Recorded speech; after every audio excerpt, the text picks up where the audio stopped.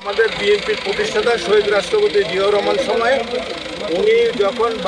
সরকার পরিচালনার দায়িত্ব পেলেন তখন উনি প্রথমে বাংলাদেশকে কিভাবে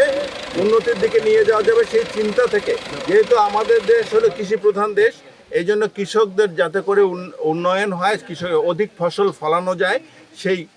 সেই চিন্তা থেকে এই খাল খনন কর্মসূচি নিয়েছেন। এটার বিভিন্ন রকমের উপকারিতা আছে। খাল খননে যেমন সেচ পানির ব্যবস্থা হবে, যাতে করে আবাদ কৃষির সুবিধা হবে,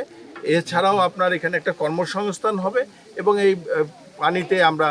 মৎস্য চাষ করতে পাবো, খালের দুধারে গাছ লাগাতে পাবো, ফলের গাছ লাগাতে পাবো। এইসব চিন্তা থেকে আপনারা জানেন যে জিয়াউর রহমান সাহেব যখন শহীদ রাষ্ট্রপতি জিয়াউর রহমান সাহেব যখন দেশ পরিচালনার দায়িত্ব পান, তার আগে কিন্তু ৭৪ সালে একটা দুর্ভিক্ষ হয়েছে, আর ওনার এই উদ্যোগের কারণে দেশ খাদ্যে স্বয়ংসম্পন্ন হয়েছিল এবং আমরা আমাদের খাদ্য উদ্বৃত্ত হয়েছিল। তো তাই এখন আমাদের নেতা বর্তমান